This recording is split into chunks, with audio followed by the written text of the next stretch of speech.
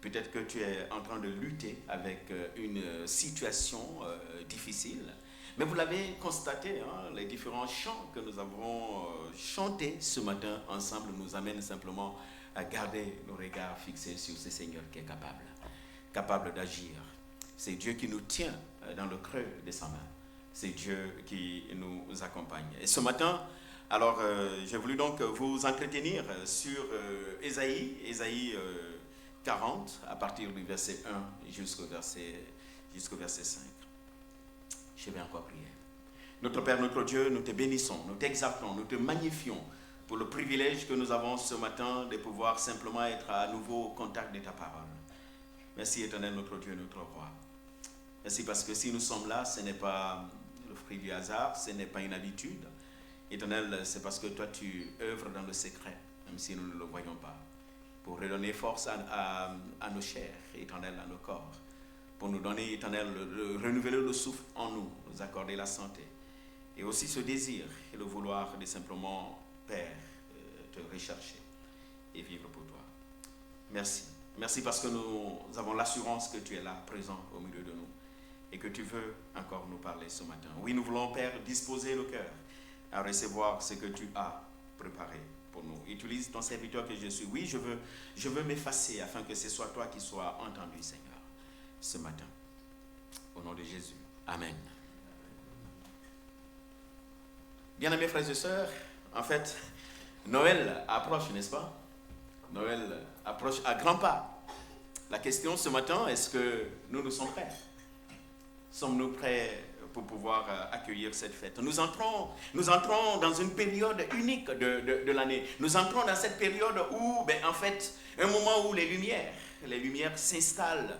Pour ceux qui sont passés par Marcel Samba, vous avez sûrement vu déjà ce gros sapin lumineux qui annonce effectivement que Noël est déjà là. Nous entrons dans cette période où les rues s'illuminent, les magasins se remplissent d'articles nous invitant simplement à acheter. Les calendriers s'accélèrent.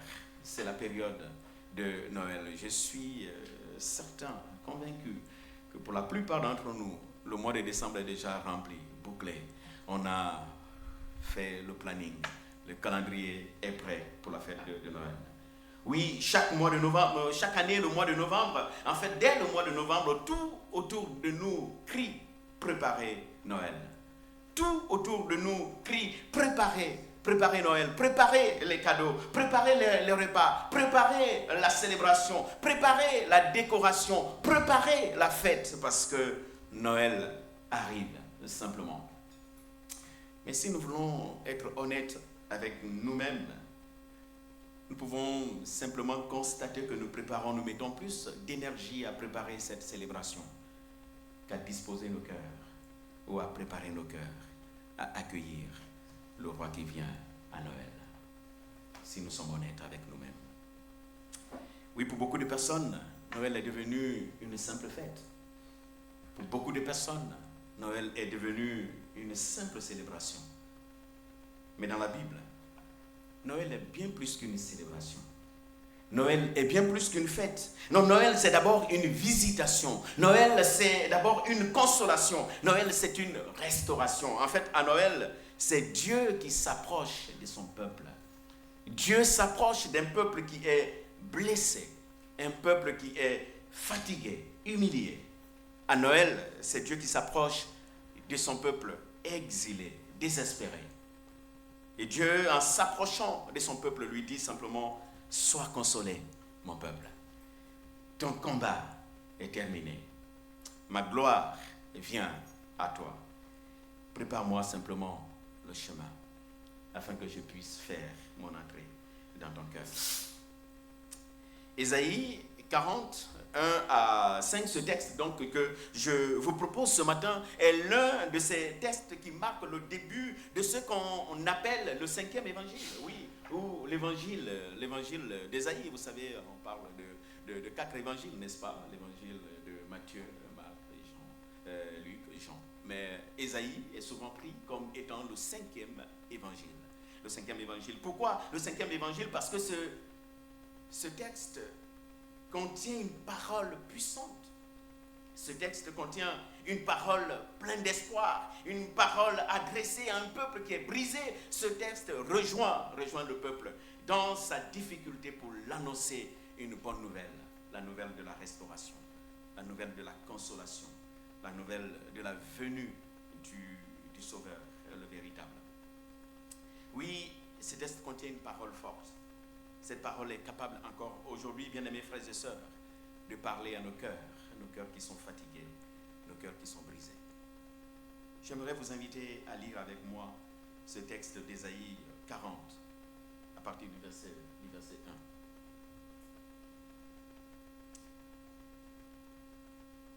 1. Consolez mon peuple, dit votre Dieu. Parlez au cœur de Jérusalem, criez-lui que sa période de combat est terminée, que sa faute est expiée, qu'elle a reçu de l'Éternel le salaire de tous ses péchés. Une voix crie dans le désert, préparez le chemin de l'Éternel, faites une route bien droite pour notre Dieu dans les endroits arides. Toute vallée sera comblée, toute montagne et toute colline abaissée. Ce qui est tortueux sera redressé et les endroits rocailleux aplanis. Alors, et seulement alors, la gloire de l'Éternel sera révélée. Et au même instant, tout homme la verra. Oui, c'est l'Éternel qui l'affirme. Jusque-là, la lecture de la parole de Dieu. Bien-aimés frères et sœurs, ces textes commencent par une parole qui résonne dans nos cœurs comme une belle mélodie, n'est-ce pas? Une belle mélodie et qui résonne dans nos cœurs qui sont fatigués, dans nos cœurs qui ont besoin de consolation. Et là, cette parole retentit, consolez mon peuple, dit l'Éternel. En fait, cette parole s'adresse à un peuple brisé, un peuple qui est complètement humilié. Il s'agit du peuple d'Israël. Israël avait tout perdu. Cette parole s'adresse à Israël dans son temps d'exil babylonien, où le peuple d'Israël avait quasiment tout perdu. Perdu son roi, Israël n'avait plus de roi, Israël n'avait plus de temple, le temple qui était détruit, Israël n'avait plus de terre, le roi, le temple, la terre, c'était là les trois piliers de l'identité nationale du peuple d'Israël. Et ces trois choses se sont complètement effondrées. Il n'y avait plus d'identité nationale véritable pour ce peuple-là. Israël est épuisé dans ce temps d'esclavage. Il est humilié. Israël est complètement désespéré, convaincu que Dieu les a complètement oubliés. Israël se sent abandonné et puni par Dieu. Le peuple d'Israël ne voit plus d'avenir, à part un jugement douloureux, un jugement qui semble être définitif. Et pourtant, Dieu avait fait des promesses à ce peuple, n'est-ce pas? À Abraham, leur ancêtre, qu'est-ce que Dieu avait promis? Mais Dieu avait promis à Abraham une descendance et une terre. Dieu avait promis cela à Abraham. Dieu avait fait des promesses à ce peuple. À David, Dieu avait promis quoi? Mais une dynastie pour toujours. Dieu avait fait des promesses au peuple d'Israël. Il avait promis venir habiter au milieu de son peuple. Mais il avait surtout fait cette promesse que ce peuple recevrait un sauveur. Israël recevrait un Messie et un roi. Sauf que l'exil semble avoir brisé toutes ces promesses de Dieu. L'exil semble avoir annulé tout espoir auprès du peuple d'Israël. Et c'est dans ces contextes de désespoir profond que cette voix retentit. Consolez mon peuple. Parlez à son cœur.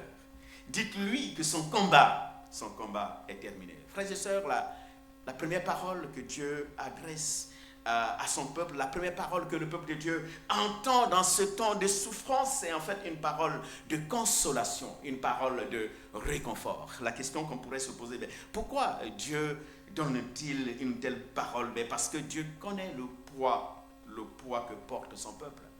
Dieu voit Israël qui se trouve totalement au fond du puits. Et Dieu intervient pour lui prononcer ou lui adresser une parole de consolation. Vous avez devant vous le plan de ce texte, n'est-ce pas? Nous avons dans les 2 premiers versets, mais en fait une parole de consolation. Dieu qui annonce une consolation à son peuple. Et dans les 2 autres versets, le verset 3 et le verset 4, ben nous avons la condition que le peuple d'Israël doit remplir s'il veut recevoir cette consolation qui vient de Dieu. Et cette condition, nous allons en parler tout à l'heure, c'est de préparer le chemin du Seigneur. Et lorsque le peuple aura préparé le chemin, disposé le cœur à recevoir la consolation, le verset 5 vient pour dire alors Dieu se manifeste pleinement. La gloire de Dieu se manifeste. Oui, nous l'avons vu, Israël était un peuple brisé et Dieu vient agir là. Frères et sœurs, nous avons dans ce texte de ce matin un message pour un peuple qui est brisé. Un peuple qui est brisé. Et cette exhortation que Dieu donne ici n'est pas un simple conseil. Dieu ne dit pas, ben en fait, je vous conseille de consoler mon peuple. Cette exhortation n'est pas une simple option. Dieu ne dit pas, en fait, vous avez le choix entre le consoler ou ne pas le consoler. Non, c'est le cœur de Dieu qui parle ici. C'est son cœur qui se révèle. C'est sa volonté bonne et parfaite qui s'exprime. Dieu veut mettre un terme. Il veut mettre fin au passé douloureux de son peuple. Dieu veut faire venir quelque chose de neuf et quelque chose de beau au niveau de son peuple. En fait, le lecteur attentif du livre d'Ésaïe ne manque pas d'observer un changement radical entre le chapitre 39 et le chapitre 40 de ce livre-là.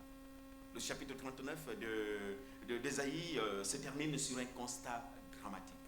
En fait, Dieu annonce au roi Ézéchias que le peuple d'Israël va aller en exil, en esclavage. Et pourquoi Israël irait-il en exil? C'est par sa faute. Parce qu'Israël n'a pas respecté les principes de Dieu. Israël va en exil, mais c'est aussi par la faute de ses dirigeants qui n'ont pas été à la hauteur de la mission que Dieu leur a confiée. Et à l'annonce de cette terrible nouvelle, que fait le dernier roi à qui cette parole a été annoncée? Il s'agit bien évidemment du roi Ézéchias. Ézéchias agit avec indifférence totale. Ézéchias se présente comme un roi purement égoïste. Écoutez ce qu'il dira. Au moins il y aura paix et sécurité pendant ma vie. Ézéchias dit, cette bonne nouvelle qui annonce l'exil, cette nouvelle qui annonce l'exil est une bonne chose. Parce qu'en mon temps, au moins je connaîtrai la paix. Et je connaîtrai la sécurité. Le message du prophète Ésaïe est clair.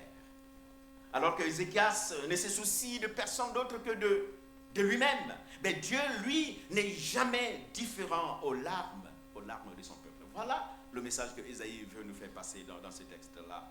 Israël continue d'être le peuple de Dieu. Vous voyez comment Dieu l'appelle là. Avant, il avait appelé ses peuples.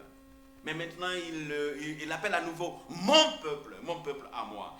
Israël continue d'être le peuple de l'alliance, le peuple de Dieu. Son péché n'efface pas la grâce de Dieu. Non, la grâce de Dieu demeure même lorsque tout semble perdu pour ce peuple. Frères et sœurs, Dieu ne reste pas indifférent aux souffrances de son peuple. Voilà le message fort qui ressort de ces textes de ce matin. Dieu voit l'état désastreux de son peuple. Mieux, Dieu fait le choix de venir. Il ne reste pas loin. Il ne se présente pas comme un simple spectateur.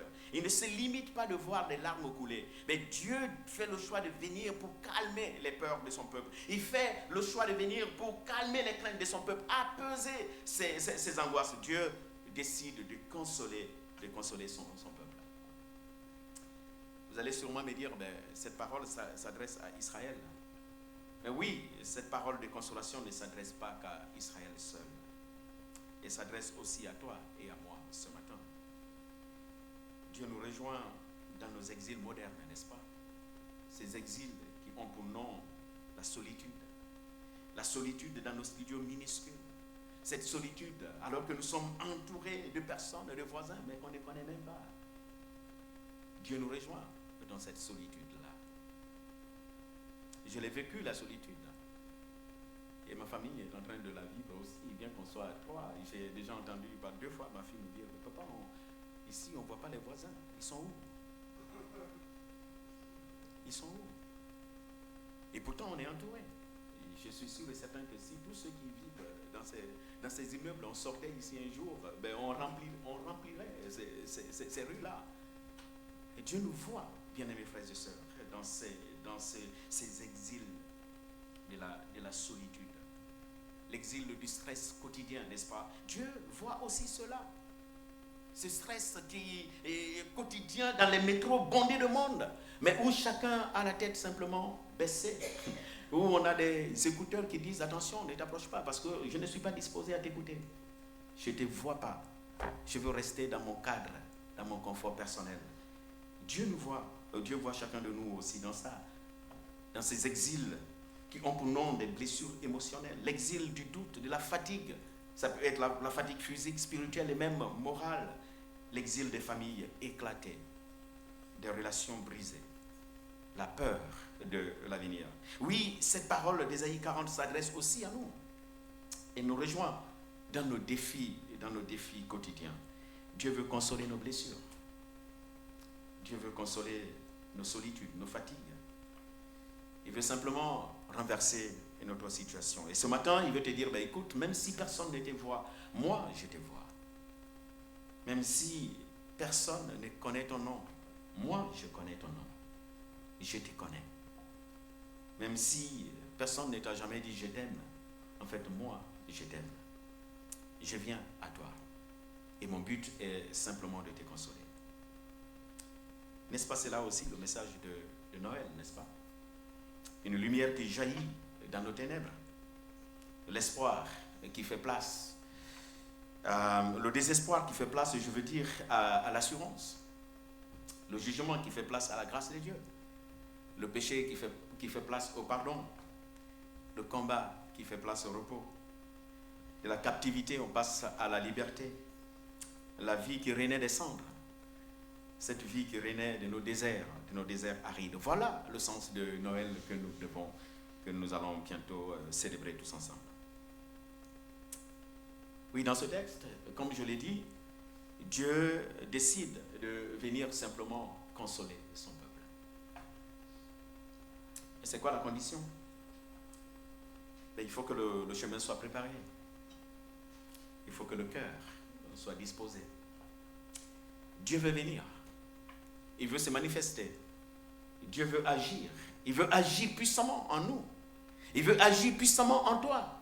Dieu veut se manifester. Il veut agir en ta faveur. Mais il y a une condition. La condition, c'est que, en fait, tu lui prépares. Et tu lui prépares le chemin. Ésaïe 40 invite le peuple à une préparation plus profonde. Ce n'est pas la préparation que le monde nous propose aujourd'hui, où les maisons sont décorées. Oui, c'est bien beau de décorer nos maisons de Noël, où, voilà, on fait tellement de cadeaux. Tout ça, c'est bien beau. Mais la préparation à laquelle le Seigneur nous appelle aujourd'hui, c'est celle du cœur. Disposer nos cœurs à recevoir notre Dieu. Oui, Israël doit d'abord se préparer. Préparer son cœur à recevoir son Dieu. Vous savez, le Dieu de la Bible ne force jamais les portes. Il n'est pas un voleur pour escalader les murs. Il n'est pas un voleur pour forcer les portes. Non. Le Dieu de la Bible, c'est ce Dieu qui vient frapper à la porte. Vous vous souvenez de ce texte de Apocalypse 3:20 qui dit quoi? Voici, je me tiens à la porte et je frappe.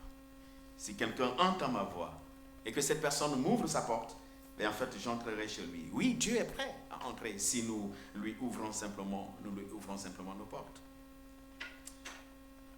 Quelqu'un entend-il cette voix qui crie dans le désert?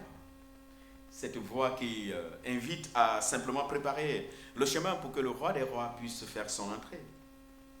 En fait, le Nouveau Testament identifie clairement cette voix à Jean-Baptiste, n'est-ce pas? Jean-Baptiste, cet homme qui crie dans le désert, préparez le chemin du Seigneur. Mais aujourd'hui, cette voix, c'est en fait le Saint-Esprit, c'est lui qui joue ce rôle dans nos cœurs et qui crie à nos oreilles et à nos cœurs, préparez le chemin du Seigneur. Disposez vos cœurs. Tous ces obstacles-là doivent être enlevés afin que le roi de gloire fasse son entrée. Pour Jean-Baptiste, le chemin du Seigneur, préparer le chemin du Seigneur, c'est en fait se repentir. Et se repentir, c'est laisser un cœur fermé à l'évangile s'ouvrir. Se repentir, c'est simplement laisser notre révolte se transformer en une soumission véritable. Peut-être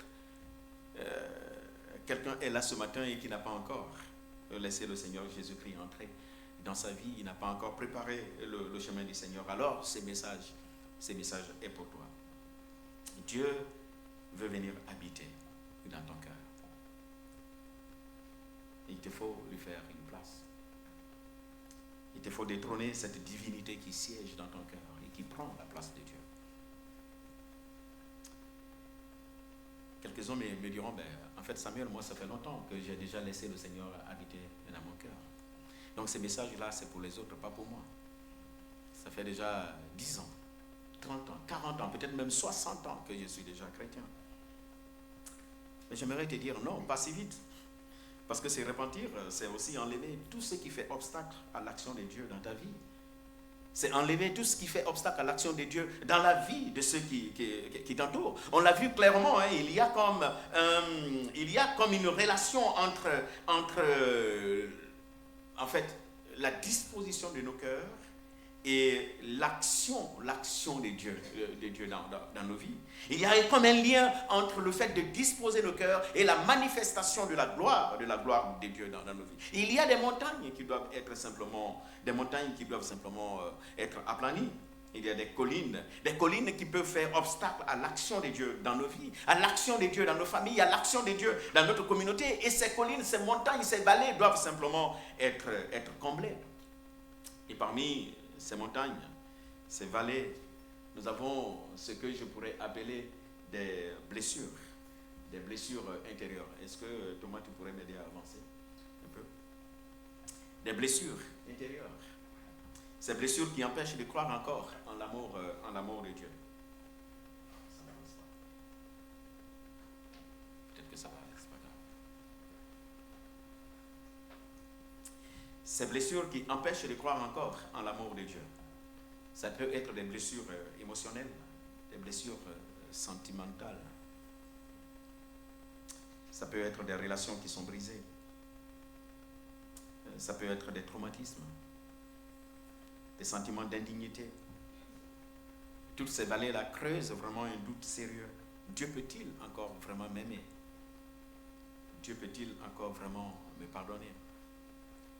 Dieu peut-il encore vraiment me pardonner? Ce sont ces zones. Ces obstacles, c'est aussi des obstacles du caractère. Ça touche notre orgueil, notre autosuffisance, l'indifférence face à la souffrance des autres, la dureté du cœur, ces attitudes qui essayent de garder le contrôle aussi bien sur les autres que sur notre propre vie. C'est peut-être des zones de compromis, des péchés qui ne sont pas confessés, des péchés qui sont cachés quelque part. Non, la repentance n'est pas un simple acte du passé, frères et sœurs.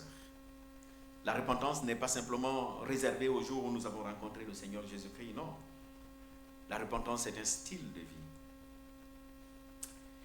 Elle n'est pas non plus, la repentance, une culpabilité écrasante. Non. Se repentir, ce n'est pas tomber dans la culpabilité. L'esprit que le Seigneur a mis en nous n'est pas un esprit de culpabilité, n'est-ce pas? Cet esprit est là pour nous convaincre du péché, pour révéler le péché, et non pour nous culpabiliser.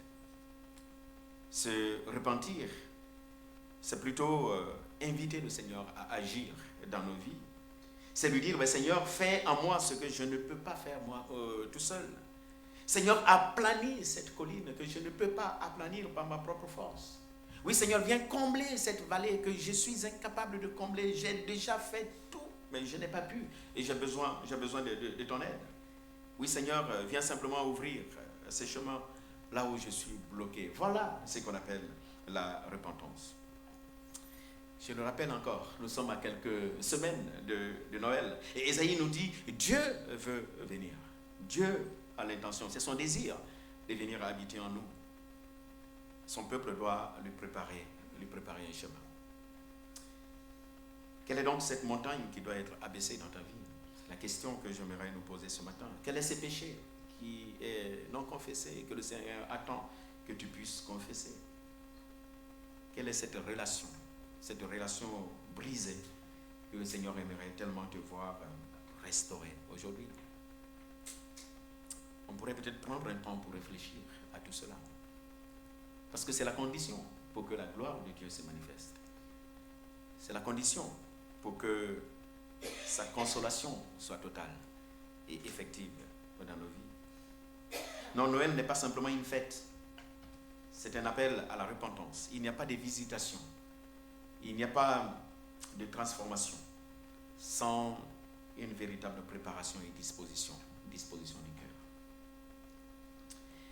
Et on voit notre texte qui culmine au verset 5, n'est-ce pas? Alors, lorsque nous aurons enlevé tous les obstacles, lorsque nous aurons travaillé, disposé nos cœurs à recevoir le roi des rois, lorsque nous nous serons recentrés sur lui, lui seul, c'est alors que sa gloire, la gloire du Seigneur se révélera. Tout est contenu dans ce alors-là, n'est-ce pas?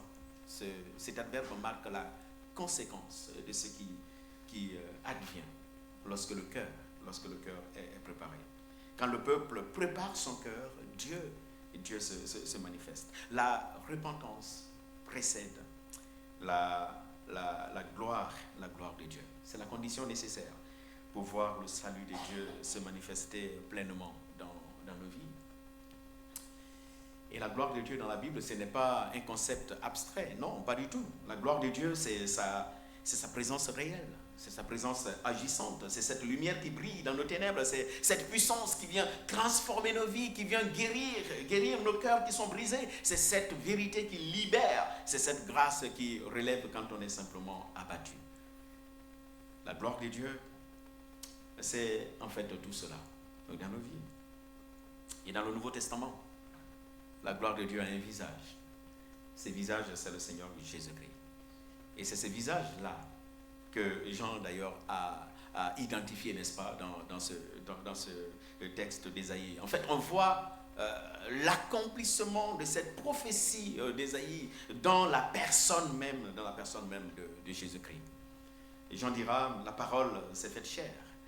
Cette parole a habité parmi nous. Nous avons vu sa gloire, une gloire venant de Dieu. Frères et sœurs, Ésaïe nous enseigne il nous enseigne un principe qui est fondamental, un principe spirituel qui est fondamental. La préparation détermine la visitation. C'est un cœur humble, un cœur repentant, disponible. C'est à un tel cœur que Dieu se révèle ou révèle vraiment sa gloire. Ce n'est pas un cœur fermé que Dieu révèle sa gloire. Non, c'est un cœur préparé, un cœur disposé. C'est ce cœur-là qui voit la gloire de Dieu. Il n'y a pas de gloire sans préparation. Il n'y a pas de gloire sans repentance. Il n'y a pas de visitation sans disposition. Dieu veut venir, mais il faut que nous disposions nos cœurs. Vous savez, aujourd'hui encore, Dieu veut manifester sa gloire dans nos vies. Et dans nos vies transformées. Dieu veut manifester sa gloire dans nos familles réconciliées. Dans nos familles où la joie règne, dans nos familles où la paix règne. Dieu veut manifester davantage sa gloire dans notre église. Une église où on vit la véritable communion, une communion profonde, un amour sincère et véritable, sans hypocrisie, sans masque. Dieu veut manifester sa gloire dans une telle église. Oui, Dieu veut révéler sa gloire dans nos relations. Il veut ramener, il veut manifester sa gloire là où nous sommes aujourd'hui. Dieu veut révéler simplement sa gloire au monde, là où nous sommes, dans nos quartiers. Et c'est en fait par nous qu'il voudrait passer pour que cette gloire-là soit vue. Il veut nous utiliser comme des canaux de transmission et de révélation de sa gloire. Vous vous souvenez de ce que Paul va dire à l'église de Corinthe, n'est-ce pas? Vous êtes la lettre de Dieu. Cette lettre écrite, adressée au monde. Dieu veut révéler sa gloire. Et nous sommes cette lettre-là. Nous sommes ces canaux par lesquels Dieu veut passer pour révéler sa gloire. Non, Noël n'est pas simplement un souvenir. Noël, c'est un appel à refléter la gloire de Dieu dans notre quotidien. Refléter la gloire de Dieu à la maison.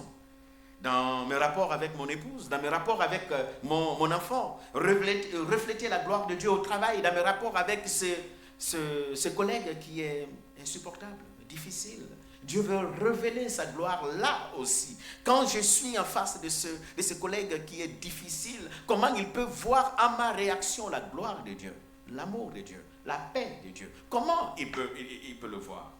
Dieu veut révéler sa gloire dans mon quartier, au travers de moi, en mes relations avec mes voisins.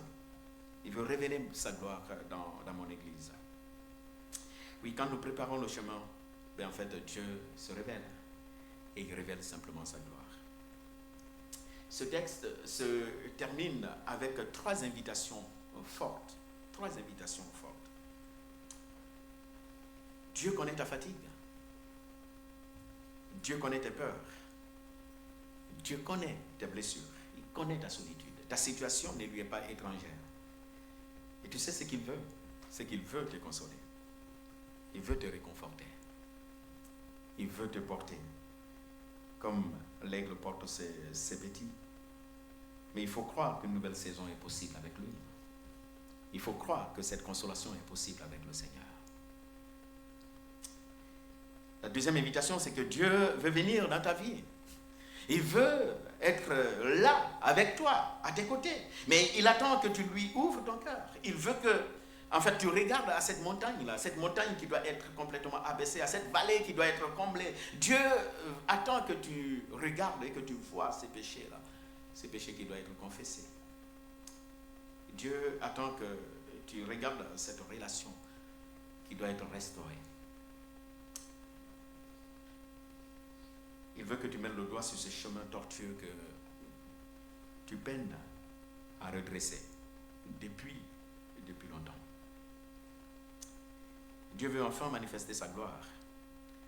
Mais en fait, il veut le faire dans ta vie, dans ta famille, et dans ton milieu où tu vis aujourd'hui. Ce texte nous apprend que, en fait, nous ne sommes pas trop brisés pour Dieu. Non. Nous ne sommes pas trop loin de Dieu. Non. Nous ne sommes pas trop faibles pour que Dieu vienne nous porter. Non. Aucun obstacle n'est trop grand pour lui. Aucun. Aucun obstacle. Si Dieu trouve un cœur disposé, il vient, il intervient et il agit. Quand le cœur se prépare, la gloire de Dieu apparaît simplement. Amen. Nous voulons, Seigneur, te dire merci. Merci parce que tu es un Dieu bon. Tu es un Dieu qui nous voit. Tu es un Dieu qui nous connaît. Tu es un Dieu qui voit nos larmes. Tu es ce Dieu qui voit nos pleurs. Tu es ce Dieu qui voit nos souffrances, même quand personne ne les voit. Dans le secret, dans nos chambres éternelles, et même dans nos bureaux, quelquefois dans les toilettes éternelles, au moment où nous sommes en train de pleurer, toi, tu es là avec nous et tu vois cela. Et tu es aussi ce Dieu qui décide d'intervenir. Tu n'es pas un Dieu inactif. Tu es un Dieu plein d'amour. Et merci parce que tu consoles ton peuple. Et ton désir, c'est toujours être là, Seigneur, pour nous consoler, pour nous porter. Et tu es aussi ce Dieu qui se révèle. Tu veux te révéler, éternel, mon Dieu. Te révéler en nous. Te révéler dans nos familles. Mais te révéler aussi dans ce monde éternel où il n'y a qu'obscurité. Il n'y a que tristesse. Il n'y a que exil. Tu veux te révéler, éternel, là. Et tu attends que nous puissions disposer nos cœurs. Oui, que cette fête de Noël à venir, éternel, ne soit pas simplement l'occasion de manger, de boire, de se réjouir autour d'un repas avec la famille, mais que ce soit, éternel, l'occasion de disposer surtout nos cœurs à te recevoir et à te laisser simplement entrer. Merci pour ce Dieu bon, pour ce Dieu de grâce que tu es. Sois exalté et magnifié à jamais, au nom de Jésus. Amen.